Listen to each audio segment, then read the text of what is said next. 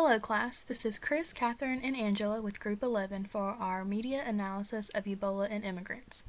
We chose this topic as it was a very popular topic a short while ago. As a nation, we were fearful of an outbreak, and every day for just over a 2-week span, media sources were overpouring with articles, updates, and new information.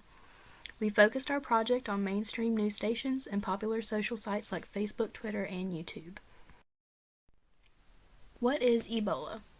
The Ebola virus is a severe and often fatal illness in humans.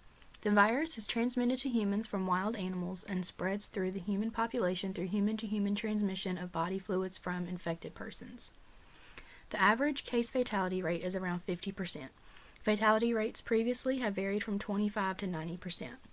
There are currently no licensed Ebola vaccines, but 2 potential candidates are undergoing evaluation. We chose a question that wants to investigate just what is the potential impact of social media on health and well-being of immigrants and refugees in the United States.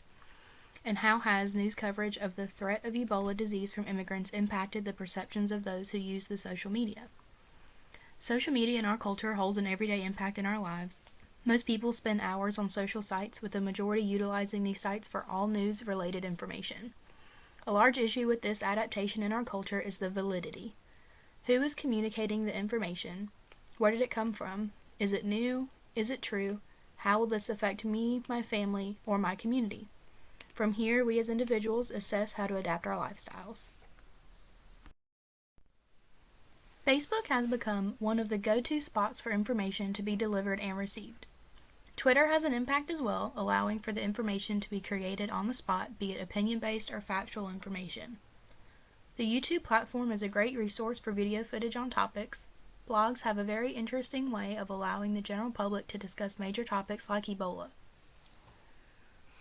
The 4 platforms are globally used and are most likely utilized by immigrants and refugees, and they have been utilized greatly in the most recent outbreak of Ebola, providing information that is either good or bad, true or false. The World Health Organization warns that there could be as many as 20,000 cases by the end of November if efforts to tackle the outbreak are not stepped up. The information on this media blog reported that up until November 11th of 2014, 5,177 deaths have been reported, including the 1 death in the United States. USA Today reported that the 40-year-old woman that had been monitored for Ebola dies in a hair salon. She tested negative for Ebola. A health department spokesman revealed she tested negative the morning she passed. The specific article does not address why the woman actually died. Although this article does not specifically address immigrants, if one did not understand what monitor meant, all they see is woman, Ebola, death in Brooklyn. Fear would be established. Fox News seems to have a very negative view in regards to immigrants and Ebola. The scare tactic causes one person to recommend blatant restrictions while another person suggests we see this as a history lesson. The ignorance surrounding the blame towards immigrants is revolting. Here we see differing opinions, yet these solutions don't solve the actual Ebola issue. CNN's interview with Senator Ted Cruz about the Ebola crisis results in comments of agreement that air travel be suspended out of countries with Ebola, along with an endorsement of a presidential candidate. Another person seems to feel that history will bear out that our fear of an Ebola epidemic in America is unwarranted. Our research has shown that news coverage of Ebola has negatively impacted the comments of folks on social media, specifically targeting immigrants.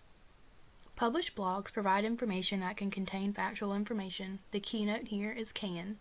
We cannot always trust the 100% validity in these blogs. Information can be taken from these forms of media and placed in other sources with misinformation. We hear oftentimes of media sources not reporting the entire story. The quick finger point the media utilizes for blaming immigrants does not solve our Ebola virus problem. The media partakes because it grabs attention and keeps us clicking on the next thing and sharing to members of our community. Immigrants should not be slandered or blamed for a virus being spread. Immigrants are not responsible for the spread or death due to Ebola. The facts reveal a single American visiting Liberia brought Ebola to U.S. soil. This individual did not infect the entire plane. He passed away, and of 30 of his caretakers, 2 became infected and survived in America. As an immigrant, should an actual outbreak in America occur, issues with our healthcare system put them at a higher risk. Should they not understand how our health system works, lack health insurance, and not understand the signs and symptoms, they could influence a bigger outbreak, risking their lives and the lives around them.